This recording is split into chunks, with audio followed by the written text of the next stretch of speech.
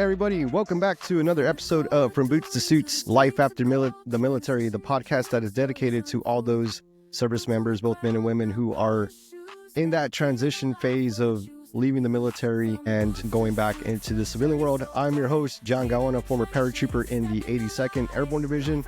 Alongside me, our co-host, Mr. Rudy Scoltetti, retired Air Force. Say hello, Rudy. Hey, everybody. Air Force POL. Hey, well, we've got a very great show lined up for you today. You know, we talk a lot. We came up with the mantra of life after the military. And the reason why we did that is because this transition phase isn't a phase that is 1 year, 2 years, 3 years. It's a lifetime of transition. When you leave for the military and you come home, you're not the same person that you were. How many years you served. You're no longer that person anymore. And finding your identity and your purpose and finding who you are is a journey that becomes a lifetime. And that's why we dedicate the mantra of life after the military. In today's episode, we have a special guest, Mr. Art Crawford, who is the CEO of Silver Sage, a nonprofit organization that helps so many veterans. And he's going to share with us a lot about the resources that are available to veterans that are out there, that are struggling, that need help and don't know where to go, don't know where to turn, or they've asked for help and they've been given a ton of hoops to jump through in order to receive that help. Welcome to the show, Mr. Art Crawford. Say hello. Thanks. Great to be here. Yeah, thanks so much for being here, and thanks for joining us. Why don't you tell our guests a little bit about your backstory, who you are, how you got involved in the nonprofit world, and a little bit more about what you do and how you support veterans, and we'll go from there. Well, the Silver Sage over in Bandera County has been in business since 1984. Many years ago, I was asked to join their board of directors. I had never been in the nonprofit sector at all, but I loved the work they were doing because they were doing Meals on Wheels and taking care of the elderly in our county. And I was raised around a lot of elderly people and just really felt good about that. And so I joined the board of directors. At some point many years ago, I decided to retire and was asked to stay on as executive director for a while. And that turned into, I guess, 10 or 12 years now. So I guess I've stayed for a while and am now CEO. And like I alluded to, the Silver Sage started off as a Meals on Wheels program, helping the elderly there in Bandera County. But over the past several years, especially since the COVID word happened, just things have changed, and things have changed for the people that we serve, the demographics of people that we serve, and the actual resources and the services that we offer. And that's come to include so many veterans. So we're excited to be able to serve those men. Yes, sir. Yes, sir. And you were sharing with us, that, and it was a surprise to me as well. You were sharing with us on Friday, all of the different things that are available, all the different resources that are available to veterans that most of us don't even know are out there. Right. Could you go into a little bit of the Assistant General program and how that works? Absolutely. So one of the things that started us off with offering these types of services, that we've been more of a resource center for many, many years, and we would just send people to other places. And it became apparent that sending people to other places from a rural county like Bandera wasn't really the answer. And we decided we had to figure out a way that instead of being the resource, we had to be instead of being the person that sent them to a different resource, we had to be the resource. And so we started looking around, and we knew there was some grants available through the TVC, Texas Veterans Commission, and you can find them at tvc.texas.gov, and it gives a long list of the services that they offer. They're a wonderful organization. And as we started this process, trying to figure out what we were going to do, who we were going to help, how we were going to help them, we started making some very conscious decisions. One, San Antonio is Military City, USA. Mm-hmm. There's a veterans nonprofit on every town, or there's a veterans service. There's a lot of things for veterans. But as I started looking at all those organizations, it seemed to me, and not 100%, but they were helping these guys in your age demographics and these guys that have just come home and are just now transitioning. But as you said in your opening statement, that transition is a lifetime. So out in Bandera, we don't have a lot of guys that just came home from the military. A few, and we certainly help those as well. And we love those guys, and we have Warriors Heart there in Bandera. We have a lot of veterans there.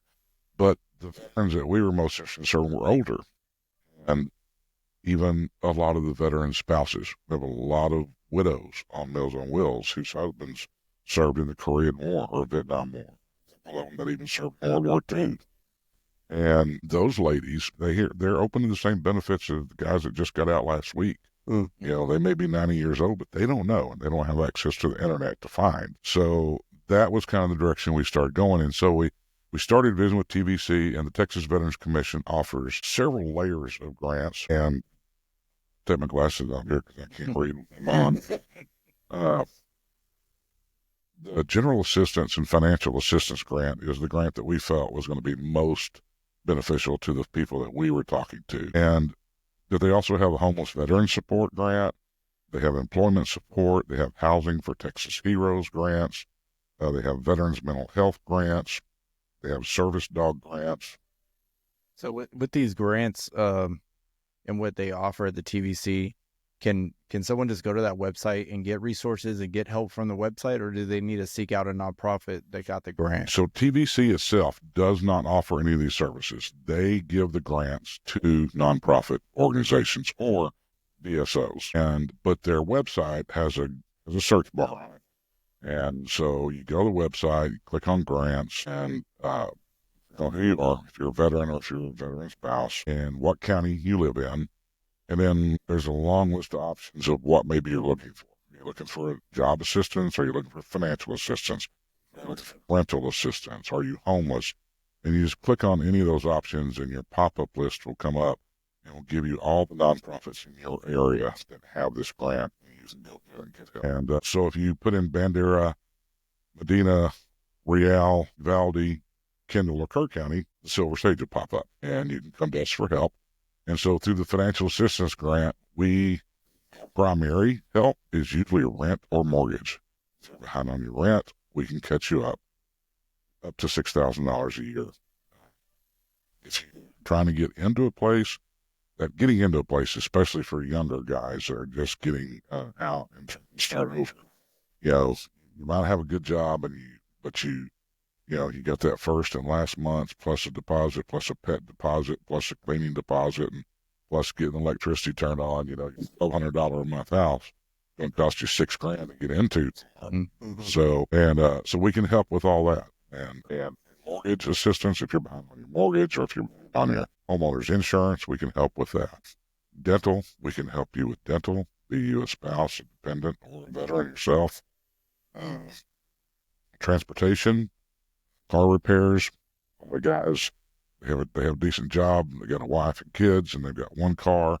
They got to take that car to work every day. But that transmission has a problem, and you don't have the $3,000 in the bank to get it fixed.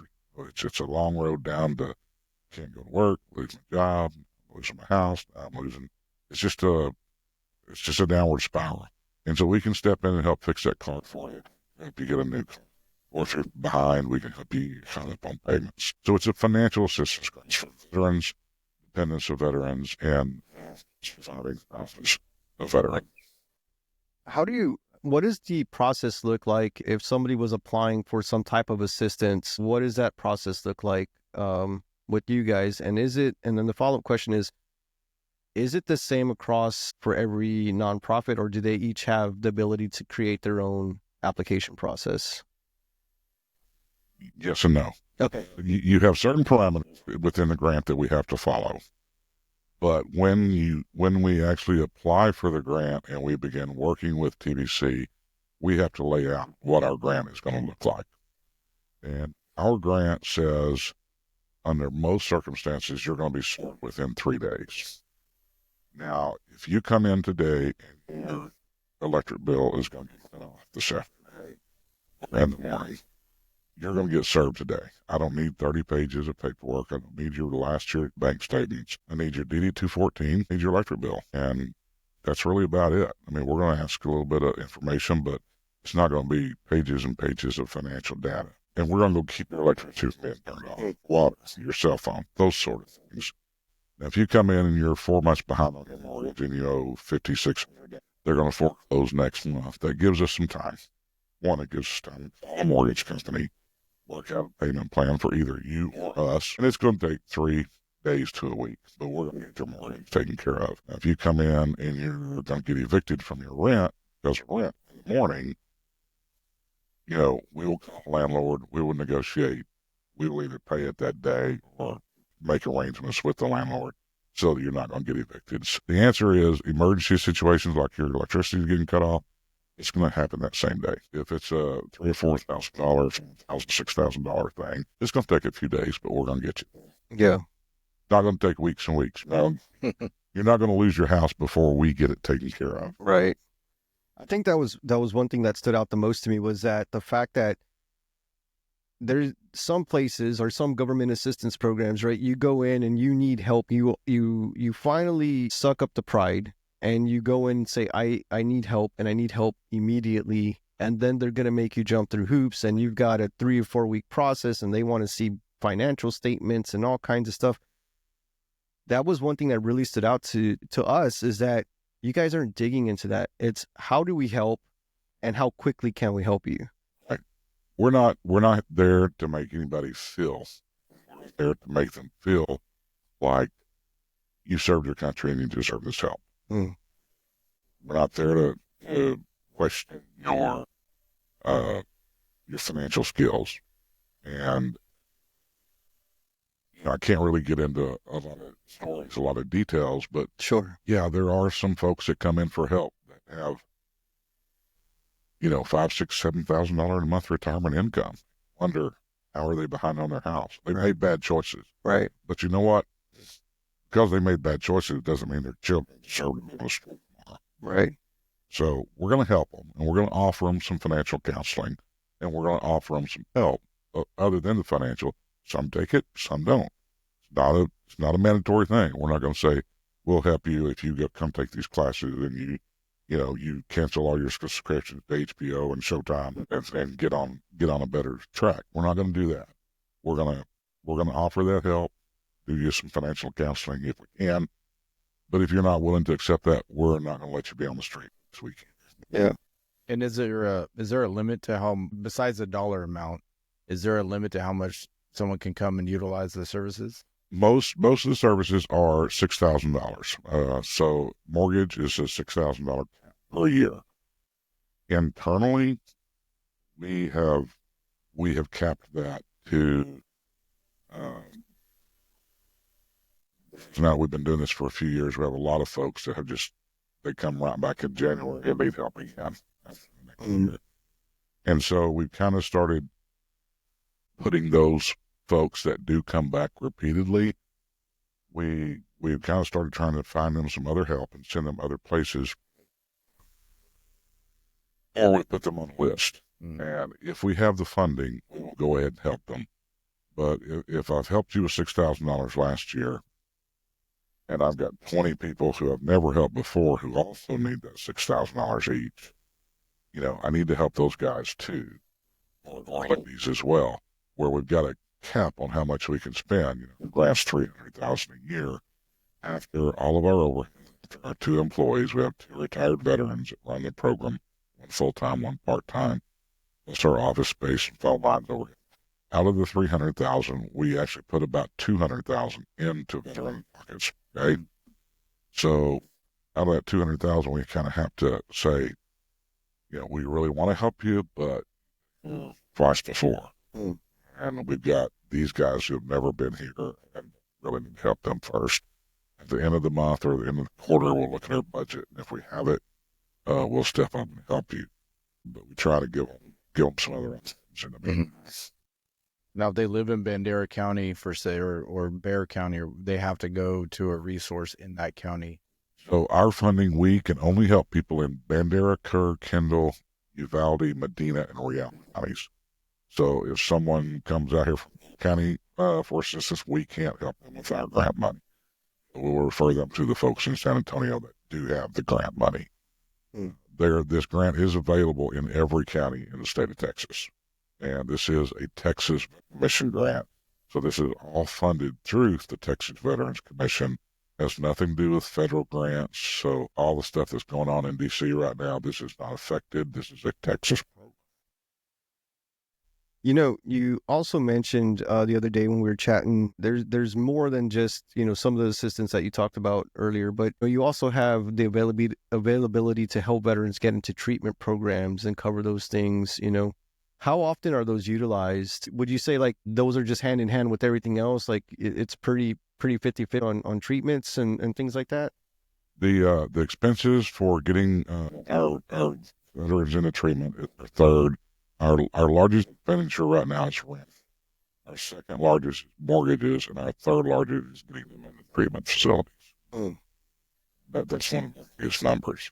And a lot of that number actually is included in rent. There are a lot of treatment facilities that you have to pay rent. Oh yeah. Pay them for. Right. And so we can do that. So I think we did about 6 gentlemen last month that we paid their rent into a facility. That's incredible. I mean, And it's about $2,800 a month for them to go there. Just the room and board portion. I can't pay for their treatment part. That's a different grant. But we can pay their room and $2,800 a month while they're in treatment. mm-hmm. So we get them in there, then they can take care of the rest. And that's another crazy thing is that sometimes it's not even necessarily about it's not necessarily about the treatment itself. It's about the room and board. Like there's folks that want the treatment, they want the help, but they can't afford to get their foot in the door with the room and board. And then it's just a spiral out of control of their life, and everything just starts to you know, instead of taking one step at a time, it's like they're taking 10 steps backwards, and they can't hold on anymore.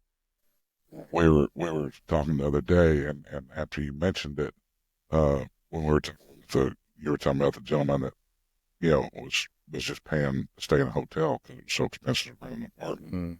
You know, he had a job, and there's a gentleman like that close by us that he doesn't have one housing short supply, and we've helped him a lot, but getting him into a house is just going to be so terribly expensive but we're working on that right now. If we can find a place, we'll get him in. It's just finding a place that he can rent. But he was doing the same thing, and I didn't realize it until just a few weeks ago. He has a job, but first week and a half, he'll spend about a week and a half in a motel. Mm-hmm. But by the time his next paycheck runs around, he has to spend that last 4 or 5 days in his car. He gets a paycheck, and he's back in the motel for a week. Mm-hmm. And then he's back in the car until his next paycheck. It's just crazy. I mean, him and his 2 dogs are sleeping in a car because, you know, he paid that hotel bill for 5, 6, 7 days, 8 days, and then he has nothing left until next paycheck. Mm-hmm. You know, and it's just crazy that is happening, you know, all over. Yeah. And it's just not sustainable. It's not right. You know, if they're in Bandera, if they're one of our counties, we're going to try to help them out. Yeah, I mean, it's not sustainable. The guy's spending twice as much on a rent or mortgage, just paying for a hotel room for a couple days, you know, 5, 10, 15 days a month. It's 2, 3 times more than what it would cost to rent. He would be in a very different circumstance right now. If he had a solid household, he would be in a very different circumstance. He'd be in a totally different mental state of mind, because after 4 months of this, and I'm, you know, I see this gentleman regularly, and I finally, you know, I didn't know this was going on, but I could tell his attitude, his mental state, every time I saw him was just a little lower. Finally, I just said, you know, what's going on with you? I know you got a good job, you know, I know. And then he told me this whole story. Well, yeah, after 4 months of hotel room car, yeah, I'd probably be in pretty poor mental shape myself. Just not knowing, you know, what the next day is going to bring for you, or, right, or, you know, in the embarrassment and all that goes along with having to admit that you're not that stable, that starts taking a toll, like, on anybody, I would think. You can only hide it for so long before it, not true colors, but like you start just shining through of what's really happening in your life. Then you got to answer for it. Yeah. That's a hard pill to swallow. And so many of these situations, not all, but so many of these situations are no fault whatsoever of the people that we're helping. It just is what it is. There's a housing shortage. There's a going mentality throughout the world, I guess. We don't save anymore. Yeah. We can't afford to save, really. Seems like no matter what, if you're making minimum wage, if you're making $100,000 a year, you spend it. You can't save any. It's just all gone. At the end of the month, and so they don't have the savings. So you can't. It's not like it was when my dad got out of the military, when he came home from Korea. I'm sure when he went to rent his first house, he didn't have to have $3,000 or $4,000 to do it. He walked up and said, "Hey, I've got a wife and 2 kids, and I need to rent a house." And he shook this guy's hand and gave him the first month's rent. Not like that anymore. No. Got to have security deposits and this and that. And so it's just not. It's not easy. It's not easy for anyone, much less a veteran that's just coming home, that's just not really 110%,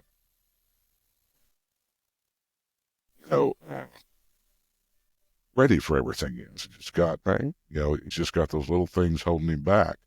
And then you get that slapped in your face, and then it becomes a big thing holding you. Yeah. It just puts him in a bad spot. Well, there's so much that goes alongside with that, under the surface, because as veterans, as combat veterans, we continuously fight this silent battle, and sometimes we're not ready for, we think we're ready. We think we have a plan. We think we have all this stuff figured out. We're going to go home. We're going to do this, and this, and it's all going to work out. And then slowly but surely those things start to fall through the gaps. And then if you don't have a good support group coming out, then you're not set up for success. And the other side to that is not only a support group, but if you're already coming out with some bad habits, maybe I was already drinking too much alcohol while I was in, because that's what the guys did in the barracks, or because that's what we did on the weekends, when we were stateside, and then you get yanked away from your element and you start to do that a little bit more and more. Then you start to deteriorate quicker and quicker and quicker, and you fall into circumstances that it's not who you are. It was never who you are, but you just started to fall into circumstances and becoming this person or whatever. And then you top it off, and then I can't find housing. I can't find, or maybe it was, I had good housing, and then because the market is so crazy, I lost my job. And then I lost that housing because of, and now I've got a good job again, but I've got that ding on my renter's history that they want even more of a deposit, or they, there's so many different things. There's so many different factors that go into play when it comes to how it affects veterans' lives every single day, but not only their lives, but their spouses, their kids, and their dependents. Like, it doesn't make sense to me why veterans end up in situations that they're in when there's truly help out there for them. But some of it is either they've gone to get help once or twice and they were forced to jump through hoops and they're like, I'm not doing that again. Or they don't know about the services like you have, Art, where you can immediately impact their life. And I guarantee that the way you guys operate and how quickly y'all operate, you have probably saved more lives than you know, just because of how quick y'all react. We hope so. And I think you guys, I sent you guys some of the letters from some of the folks. Yeah. And, if they were at their wits' end, they were contemplating suicide and they were looking for help, and, they found it. And I think that's the thing, it's, and I don't want to be critical of any other agency, any other people that are trying to do good work, because I think most of us are trying to do good work. Right? But it seemed like all good work with restrictions. Yeah, absolutely. We have a lot of restrictions on this grant, like I said earlier, we can help you fix your car. Well, it's not that simple. We can help you fix your car up to $3,000, but your car has to be worth X amount of dollars. There are some, so there's restrictions on everything when we're trying to do good work. But some people we take those restrictions and we know what they are. We know what they are before you start telling us your story. And we're not going to promise you something that we can't deliver on. Right. It happens all, these folks that are in trouble, they get promised, oh yeah, we can do this, this, but then never gets done. They're waiting, they waited and it got worse. Or, like you said, it's a situation where we need your, financial history, or you need to accomplish this, this, and this. And that's not what help is all about. Help is just about help. And if we can help you in other ways, that's great. But I see so many of our folks come in and I hear their stories that they had gone somewhere else for help and they got treated bad. Or they needed 12 months worth of bank statements and the guy doesn't have a bank account. So he doesn't qualify for any help because he doesn't have a bank account. It just kind of goes hand in hand. Yeah. And, it's just, I hear these folks come in, they're so thankful that we helped them. And not everybody we can help, not every time. But we try to help everybody as best we can. And it just seems like so many of them have been through so much trying to get help when there's so many programs out there. But each program has their own things. And I'm so thankful that we have Audie Murphy. So thankful that we have the VA in Kerrville. But, I mean, you have to be one really patient individual if you want to get help there. Mm-hmm. And I'm sure you and most of your listeners know that. You really have to. I've taken clients there and I've sat out in the waiting room for 7 and 8 hours with them just to see somebody, to be given a list of things that they have to bring back for their next appointment, which is 6 weeks from now. And they're going to be homeless, Yeah. And it's overbearing. There's too many people that need too much help, and there has to be a better way. God knows we have the money to do it. There has to be a better way to get it to the folks that have served our country and deserve it. So out in Bandera specific, or in that your coverage area, your 4 or 5 counties out there, what demographic do you mainly see that are asking for help? Is it the the 20 to 30 that just separated, or is it middle of the road towards the latter, the ones on Social Security, 70 to 80? It's going to be the mostly the, I'm going to say 30 to 50 crowd.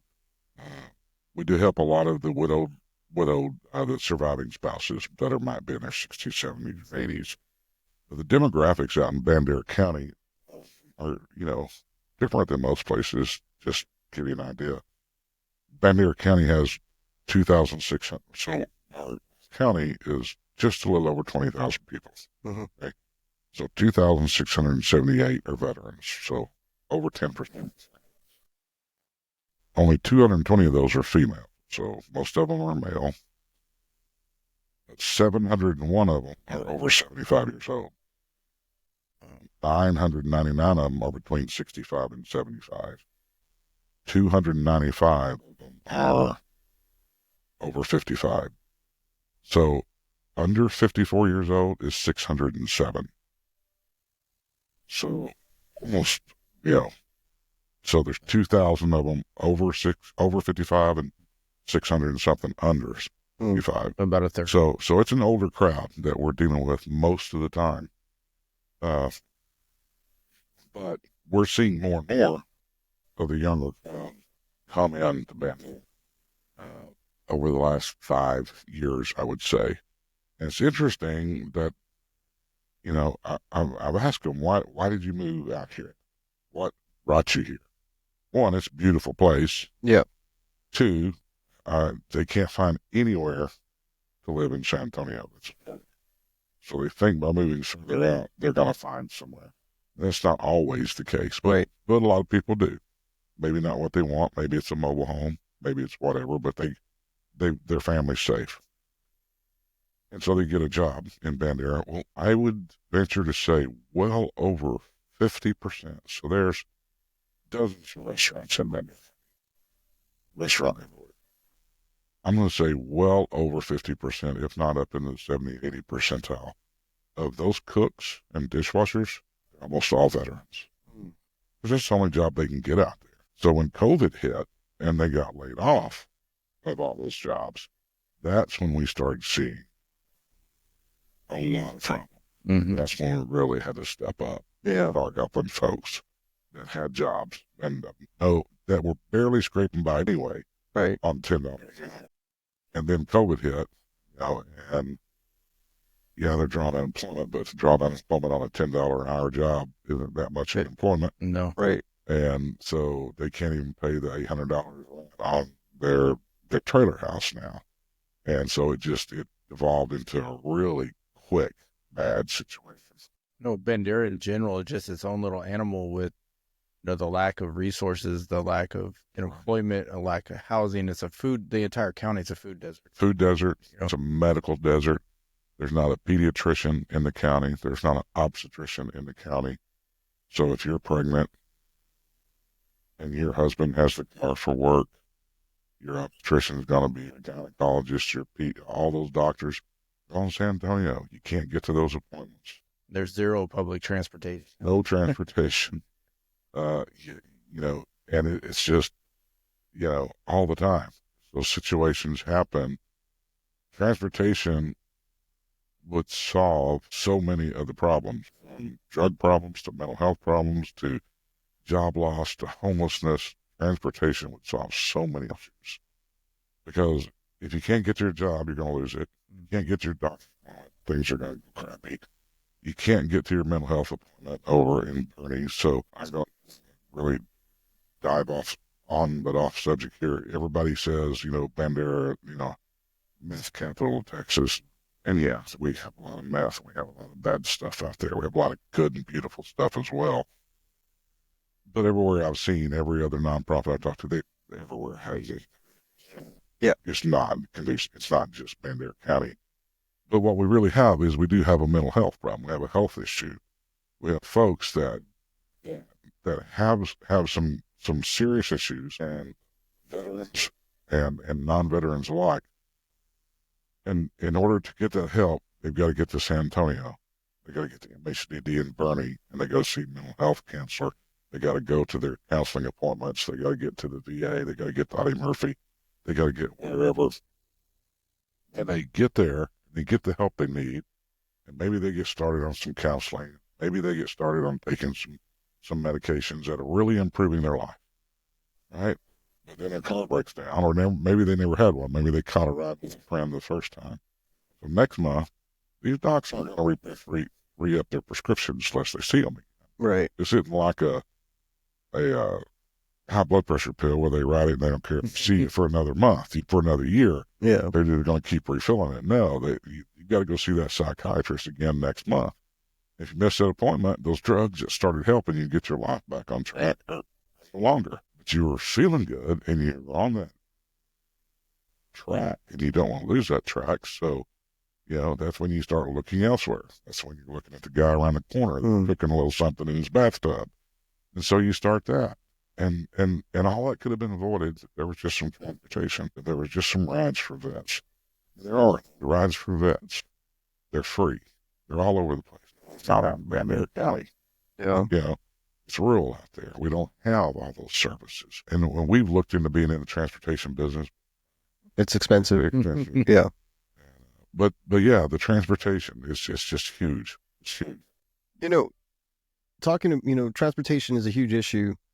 In today's climate, there's a lot more of like telehealth and things like that. How is, you're in a rural area. So what is the internet, out there? Is it expensive to have? Like, is that a whole nother ongoing issue to even like dive into telehealth? That's a whole nother issue. The telehealth, because many folks don't have access in town, up and down the highways, good. Out in the more rural little subdivisions, Morton's Dock, it's pretty expensive to get any kind of service. Right. In our new offices that we're building out right now that should be open February 15th, we're actually having a telehealth station that anyone can come in and use anytime during the day. We want a little private station for them. It's just a little bitty room, 6 foot by 6 foot, but that's all we could figure. We figured out, well, okay, that's really all they need. They just sit there and talk to somebody. Right. But again, even those people way out in the rural areas probably can't even get into us. But if they can get to town, we're going to have them a spot where they've got good, solid, private internet and can do their telehealth. Yeah. It seems like everywhere you turn a corner, because you're trying to make some type of advancement or improvement, that you're always faced with another objective that you've got to overcome. How do you keep going? Like, you got involved in the nonprofit world, into this side of the business, because you have a servant's heart.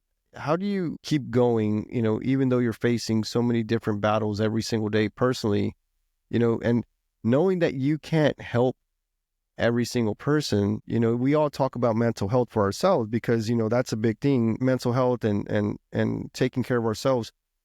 How do you continue to take care of yourself while keeping a servant's heart on the forefront of the mission? I don't.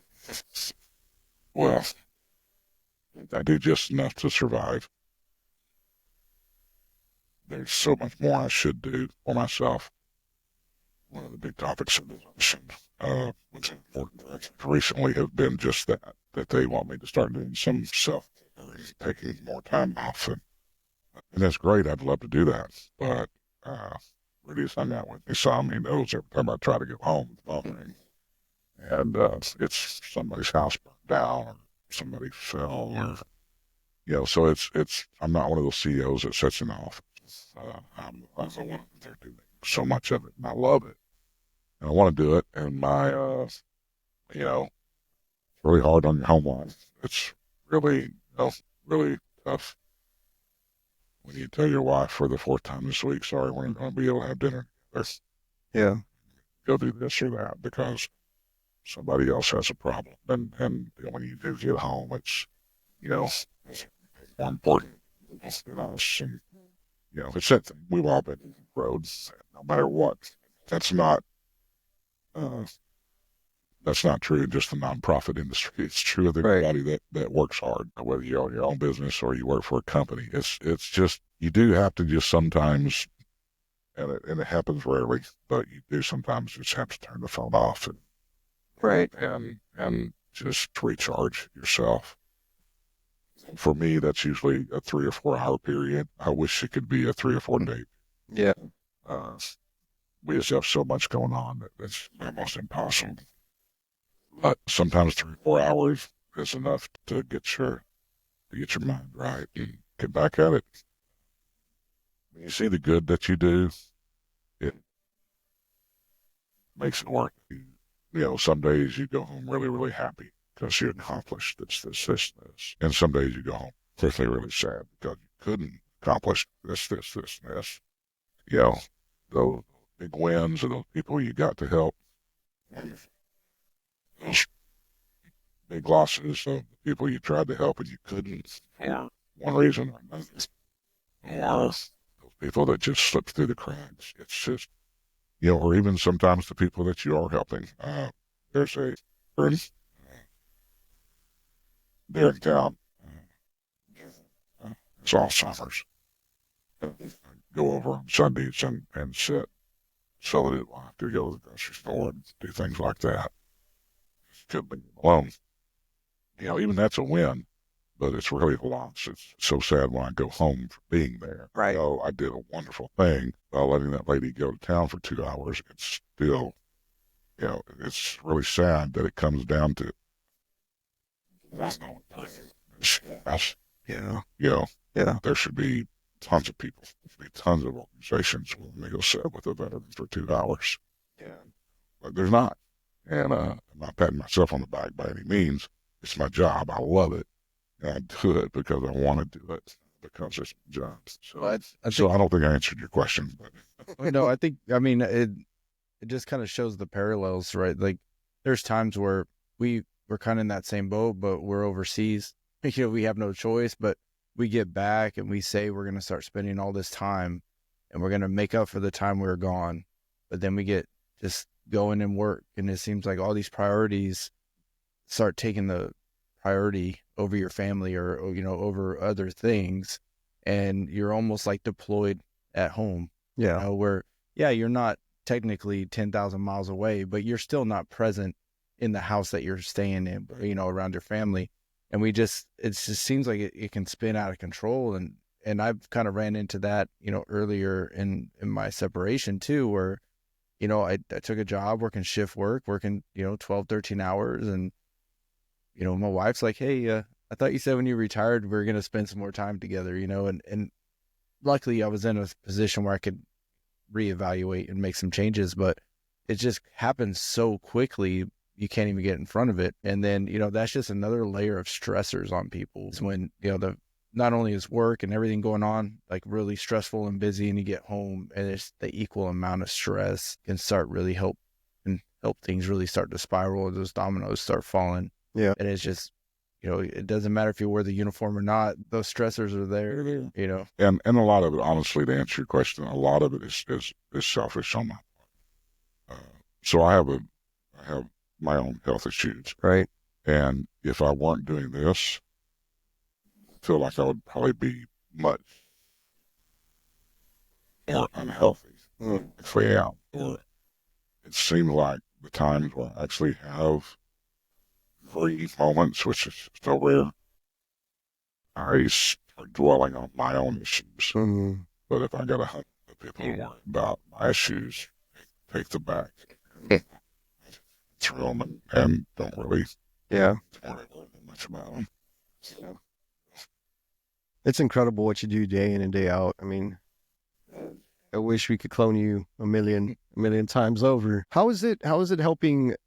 Earlier you were showing the demographic of your county, and so demographic, y'all have issues with having internet, you have issues being in a rural area and transportation, things like that, but you also have a older demographic that isn't very familiar with technology and those things. How do y'all go about getting the word out to those that need the help from y'all but don't even know y'all exist because the technologies they're not caught up with the times and technology, or don't even know where to look? So we use the exact same playbook for every problem.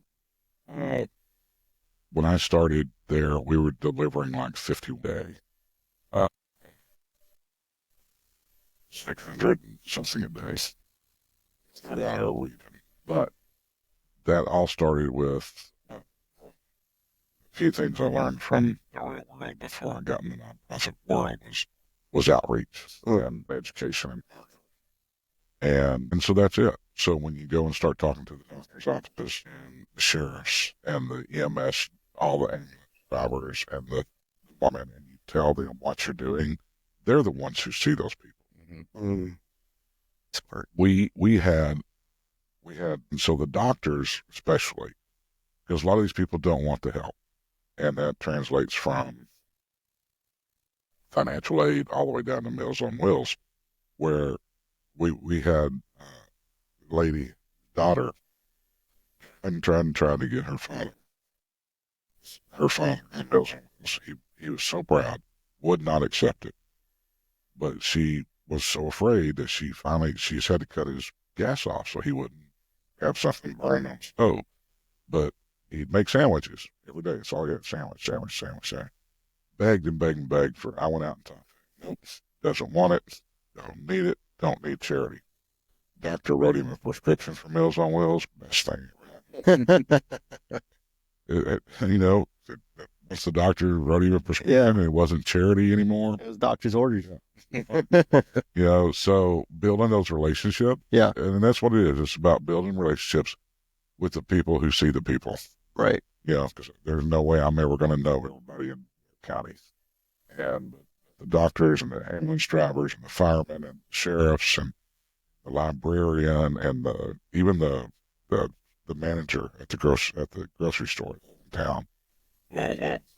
Sometimes will say, had a lady that couldn't pay for her groceries. So I don't know what her home situation was like, but I gave her a phone number. And hopefully she'll call you. And, so it's just things like that. Yeah.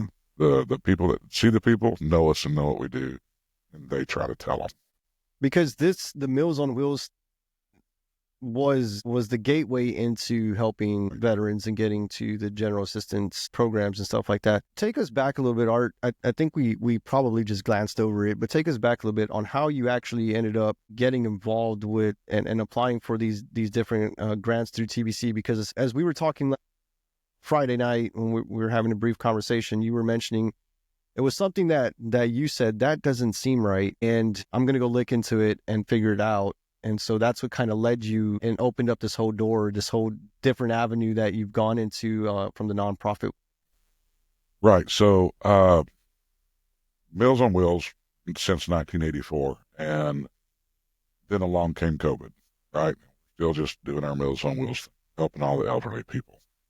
Along comes COVID, and we had a relationship with San Antonio Food Bank, and San Antonio Food Bank calls and says, what can we do? And I'm like, I don't know, I don't know. They're like, well, don't you think people in Bandera need food? I'm like, sure they do, but we're in the elderly care business, we're in the Meals on Wheels business. They're like, well, who else in Bandera County can pull this off if we want to bring, 2 or 3 semis out there and distribute food? Nobody can pull it off. I don't know if we can, but we figured it out. We worked together and we started getting semis load of food from the food bank, which took us out of the old people business into the whole world people business, right? So that was our first foray into, okay, we're helping everybody. We're still focused on our elderly, but we have now opened our doors to the world, due to this partnership with the food bank. Not long after that, we get some calls from Texas A&M and from Health and Human Services. The vaccine came out. I'm not going to talk about the advocacy of vaccines or not. We, through that, with HSC and through partnership with Texas A&M, because, again, no facilities in Bandera County, we became the vaccine distribution point because we were already giving flu shots and pneumonia shots to old folks. We've been doing that for years, So now we became the COVID vaccine site. We gave over like 18,000 shots over the 3-year period. And we never once told anybody to get it. We were just the site. It was there. The National Guard came out. They did their thing. The state came out and did their thing. We were the facility. We facilitated it. We let the people know if you want it, it's here. This is where you got to go get it. So they weren't sitting in line at the Alamo Dome, back then. So that got us into, now we're getting further out of just the old people business, right? And at one point, we had gotten together and figured out that there was no one resource guide for the county. So we got with a bunch of the nonprofits and judge and commissioners and city council, and we coming up with this book to show what all the resources were in Bandera County. It wasn't a very thick book when it came down to it, but everybody would always call us. Where can we get, how can I get my electric bill paid? Cutting my water off. No, we can't help you. Then the winter storm came and busted pipes everywhere, and we put out a call for help, and we repaired 171 homes over the next couple of weeks. So we just kind of gradually started getting into all these other avenues, started helping everybody. And so it seemed like when we did that, it became even more that Judge Evans and the commissioners and other folks would send people our way, no matter what the issue was. So we would be getting these calls, how can I get this help? How can I get this help?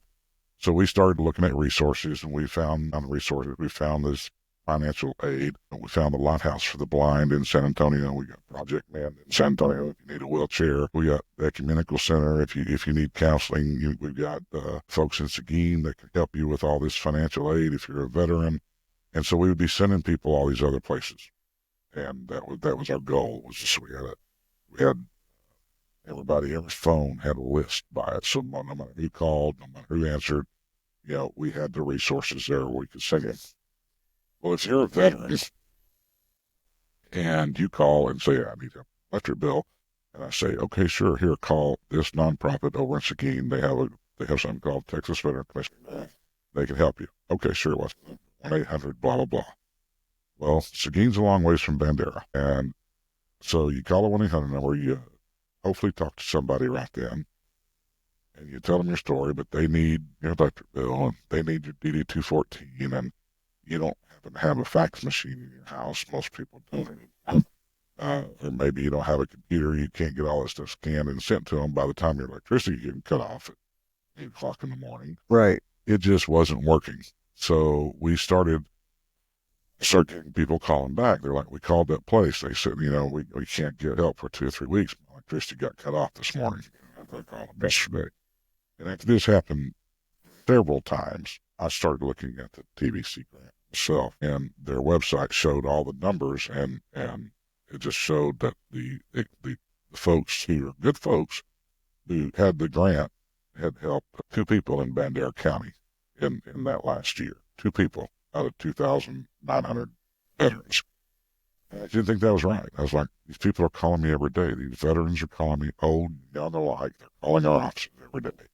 And they only helped 2 of them. So we looked at the grant, looked at it long and hard, decided that we could pull it off. We talked to some folks that we thought might be interested in running the program for us.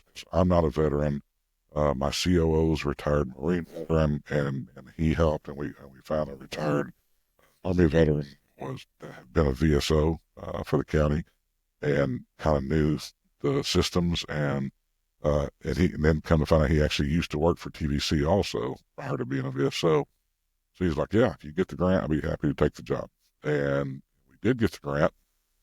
And it's interesting because I'm used to writing grants, but this is the first grant that I've ever been involved in that you write the grant, and if you pass the writing, you have to go to Austin and sit in front of the retired generals on the TVC board and make your 15-minute spiel. My spiel was pretty much one PowerPoint slide, which showed that their county had 2,900 veterans, and 2 of them got help last year. And I didn't think that was right. And their question was, why do I think I can do it better? And my answer was, because they're helping them, feeding their kids. We're already helping them, with this program. We're already out in the weeds with them. They know that if they're hungry, we're going to feed them. They know that if their water is frozen, we're going to get cases of water to them. They know if their kids need shoes, we're going to get them shoes. We're already out there. They're the ones, we're the ones they call when the house burns down. We're the ones they call when the house floods. We're the ones they call when there's no heat or water or whatever the situation. So we're already there. We're not 100 miles away at the end of a 1-800. So we got the grant that first year, and then we got it again the second year, and this is our 3rd year. So we're excited that we're able to do it. I will say it's a struggle sometimes. Sure. Because it is a reimbursement type grant. And those of you who have been around the nonprofit world knows sometimes how tight the nonprofit world is. And then also, if you've been around government, you know how the government works, So we're out there paying people's mortgages and electric bills. We got $30,000, $40,000, $50,000 invested, and we're waiting 60, 90, 120 days for TVC to send us our money back. Yeah. After we sent them, we have to send them copies of every DD-214, of every electric bill, of every mortgage. Everything we get, we have to send to them so they verify that we spent their money wisely. Right. Which I appreciate. Sure. It just takes a long time for us to get our money back. And sometimes, that kind of puts us in a little... It puts you in the bind because you're on a net 30 or net 60, net 90, so you got cash flow going out to help what you're still waiting on. And it's kind of ironic, right? That you guys are so quick and able to help veterans so quickly and help them keep their lights on, keep their mortgages, keep their car, whatever the case may be. But then you guys got to go and do all this back paperwork and stuff with TVC, which again, like you said, it's appreciative because you know that the funds are going how they're supposed to be used. They know the funds are being used the way they're supposed to be used. And so there's some checks and balances. And I think we could use a little bit more of those checks and balances in our world today. And so the Meals on Wheels program is something completely separate, correct? It is not tied to the TVC. Not tied to this at all. Veterans still are eligible. Veterans do qualify, yes, 100%. Our Meals on Wheels program is a little different than most in the state. In order to receive state and federal funding for Meals on Wheels, folks have to qualify. Mm-hmm. So Meals on Wheels funding comes through what's called the OAA, the Older Americans Act, out of Washington, D.C. It's been there since 1964. The OAA folks give their billions of dollars to Healthy Human Services. Healthy Human Services gives it out to each state. Then each state's HHS divvies it up in our COGS, our particular county, ACOG. And so then ACOG reimburses us for the meals that we serve that are qualified. Mm-hmm. So out of the meals that we deliver every day, probably about 60% of them are qualified. The other 40% we self-fund out of our own pocket. We don't get reimbursed for. So in order to qualify, you have to be 60 years old, you have to be homebound, and you have to score 20 on this little questionnaire thing. Mm-hmm. So some of the questions are like, you know, go to the restroom by yourself? Can you shower by yourself? Do you provide transportation? Can you open a jar of peanut butter? You know, all these things you have to score above 20 in order to be qualified for Meals on Wheels. So let's say you call me and say, hey, Art, my mom lives over in Bandera. She's 59. She's going through cancer treatment. She can't work. She can't cook for herself. She can barely get out of bed. We live in, North Dakota. Can somebody go out and see her? So I go out and see her for her, and I talk to her. Well, she's 59. She's not 60. She didn't qualify for Meals on Wheels. What am I going to do? Say, yeah, sorry, you got cancer. You can't get food from us because you're not 60. Call me in 4 months after your birthday. We're going to feed her anyway. Okay, so let's say she is 60, but she only scores 19 on the little questionnaire. So, sorry, you can open a jar of peanut butter. I'm not going to feed you because you don't qualify for federal funding. Of course not. We're still going to feed her. She needs it, right? So about 40% of our people don't qualify for reimbursement for one reason or another. And another one is like, let's say it's your mom and dad, and your dad is bedbound, and your mother's taking care of him, but she's real feeble herself. So we deliver to him because he qualifies. What, are we just going to take him a meal every day and say hi to your mom as we walk past her? Sorry, no food for you. Of course not. We're going to give her a meal too. Mm-hmm. You know, she's not qualified, doesn't meet the standards, get reimbursed for it either. So that's about 60% qualified that we get reimbursed for, 40% that we don't. I'd say the Meals on Wheels program, it's so much more than just bringing a meal as well. Because, for some of these people that qualify are in such rural areas, don't have transportation, don't have anything. And really the only human contact they have is that weekly food delivery. There's no health and wellness checks. There's no one make sure they're okay. And the only time they get to actually see a human and talk to them is when you guys show up to their door with food. And that's that socialization, that human interaction, everything that goes along with it. It's sad but true, but often we're the ones that find them when they pass. Mondays are usually a hard day. Seems like weekends are bad, especially around holidays, or even worse.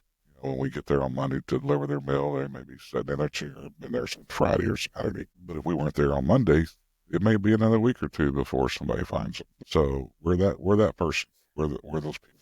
Man. And you've also been able to identify, and through something else that you're doing with your organization, but living conditions that are just not suitable. Right. And how to help in those areas as well, right?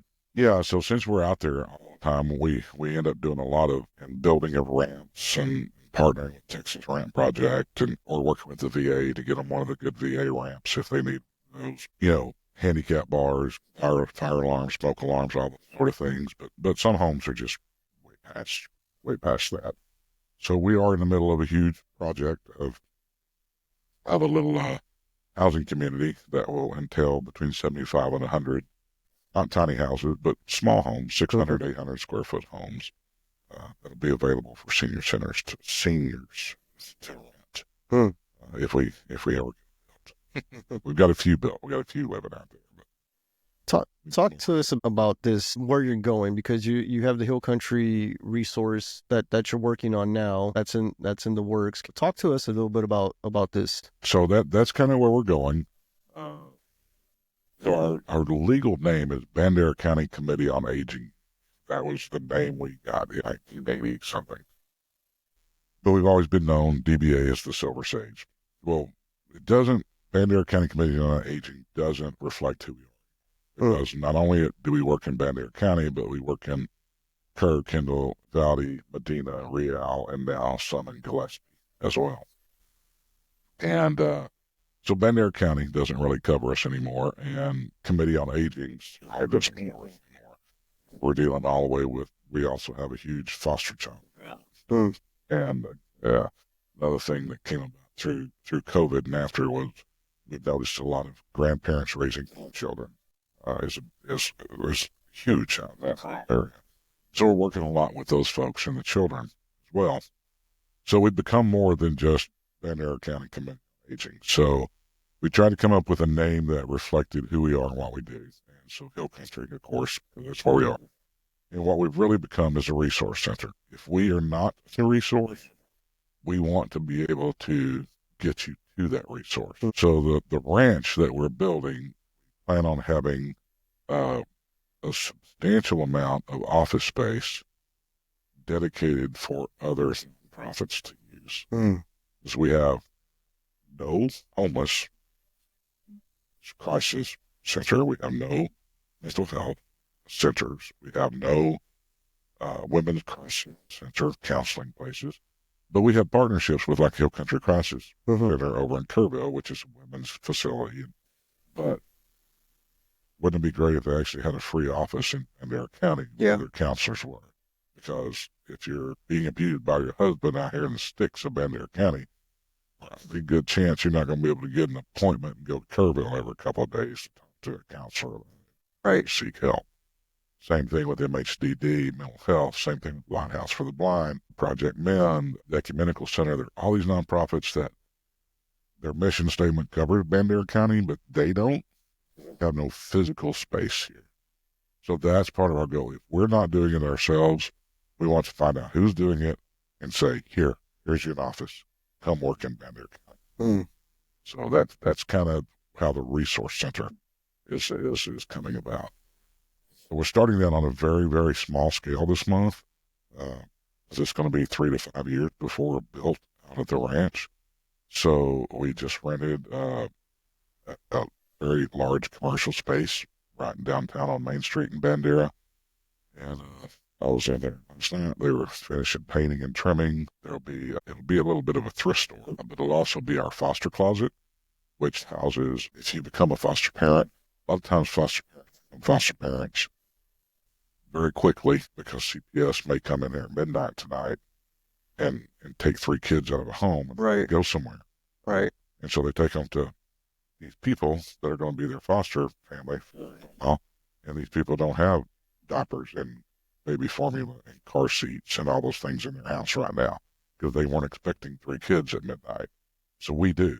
And so we will meet them at midnight. We'll meet CPS, or we'll meet SCRC Belong and get that family what they need right then to secure those kids. So the foster closet will be housed there. Our food pantry, in partnership with San Antonio Food Bank, will be housed there, which will look real similar to a little grocery store. So the food pantry will be there.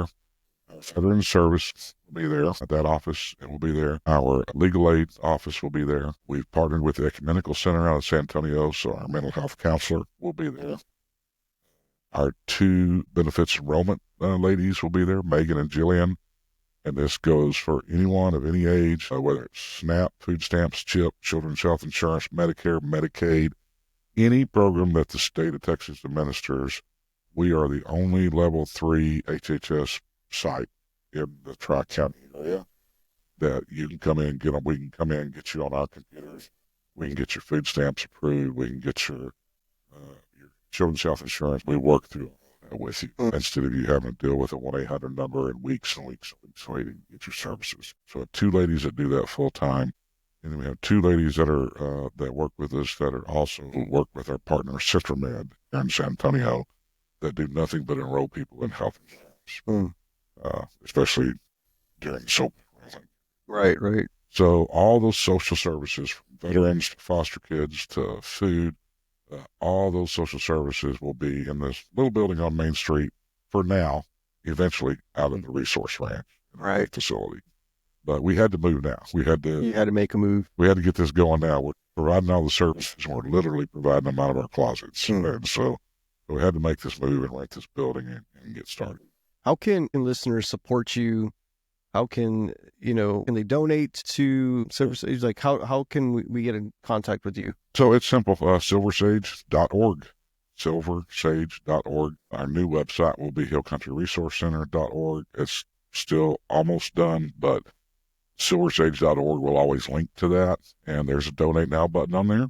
Got a raffle going on right now. If you need an ATV, we got a nice little raffle going on some deer feeders, ATV. That's on the website. And, so many people can't. They just don't have the means. And that's okay. We're here to serve.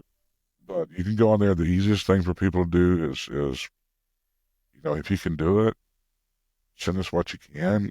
Those little $10 a month people are just as valuable as those one-time $1,000 people or $10,000 people. Because you get a whole bunch of several hundred people at $10 a month. That adds up. It adds up pretty quick. So, yeah. You can get on our website, silversage.org, go to the donate now button, set it up to where it just automatically charges your card every month for $10 or $5. We have people that have one that's $2.50 a month.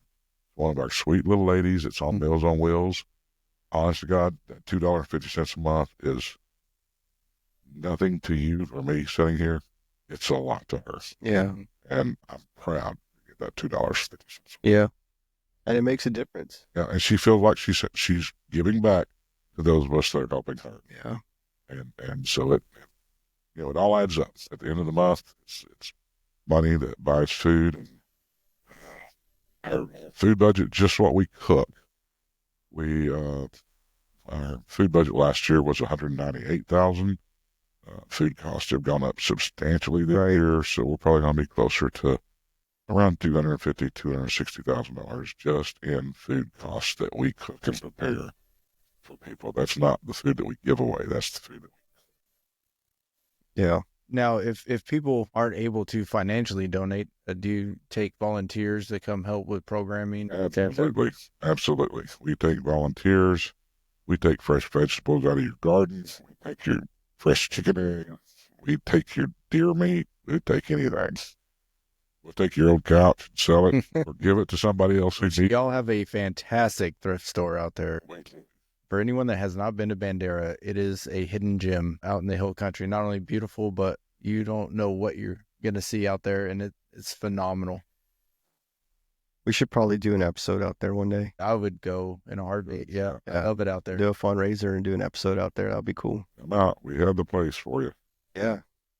Art, any last thoughts? I mean, it's been a pleasure speaking with you, and God, like, it's so overwhelming on how much that you're involved in and how much that you do for the community in general, not just veterans, but the community in general. And then so much that you've uncovered and unfolded to help veterans in so many different, avenues, different programs, different, whether it's the car getting fixed or, just keeping the roof over their head for the next 6 months that people didn't even know, that people didn't, like, the amount of stress that veterans go under because they're like, I can't make this month's rent, or I can't pay the mortgage, and now we're going to be homeless. Now we got to sell everything now. And then that just leads to a spiral out of control of emotions of now,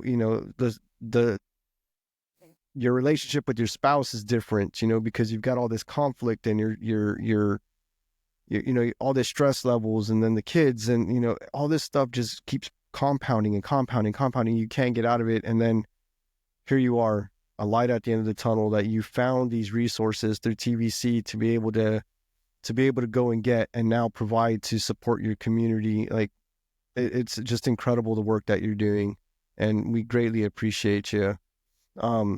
Closing thoughts. Well, closing thoughts. One, thank you guys, because it's people like you and it's happenings like this that get the word out. Mm-hmm. There may not be a lot of people in Bandera County listening at this moment, but somebody's cousin or brother or aunt or uncle, nephew, somebody is going to tell somebody about this. And that's what we need to let the folks know that we're here and that we will help. And secondly, about donating, if you can, please do. Third, I'm not going to get political at all. The money's here. Our government has the money. Our government has the ability to solve the problem of every veteran. I don't know what that looks like. I know the money's there. So write your congressmen, whether it be Democrats, whether it be the Republicans, whether it be the president and vice president, write those people and tell them we care about veterans. Stand up, do your jobs, pay some bills to actually help them, not a bunch of words, actually do it. Everybody starts writing eventually. Someone's going to listen. You're absolutely right. You know, I think that's one of the biggest things about, you know, having you too, is because there's more out there like you in every county. And you just mentioned earlier, every county in the state of Texas has a program, right? And so getting the word out there, not only about your program, but for people to start researching, for us to start researching on the programs that are available in different counties so that we can put them on our website, so that if somebody's sitting up in, you know, Dallas or Fort Worth area or Abilene, you know, they know exactly what program is out there for that veteran to go out there and receive the help. And they don't have to go through the pain and suffering of living out of their car or getting the help that they need to, like you said, to get them into that lease. They're going to get their the deposits covered and all that stuff so they can get out of the hotel. Those small little things, it's those small little things of, we got you out of the hotel. Now you're saving all that money that you're spending on those thousands of dollars that you're just throwing away into this hotel situation. It's that small little thing, that small step forward that I guarantee changes the life of a veteran forever, changes the trajectory of their life forever. Like, I mean, just my final closing thought is, you know, we didn't mind spending a couple $1 million, but you in a desert, in a tent somewhere. We should be able to spend a little bit to get you in a house while you're living here. Art, once again, it's a pleasure. Thank you so much for being here with us. For what you do. Thank you. Thank you, guys. Again, follow us from bootstosuits.com. We're going to get Silver Sage website up there on the website. We're going to blast it all over the socials. Please continue to like, follow, subscribe, share it with your friends and family. There's veterans out there that are in need. There's veterans out there that could use this support today. And there's resources available to them today. Thank you again. We'll see y'all next time.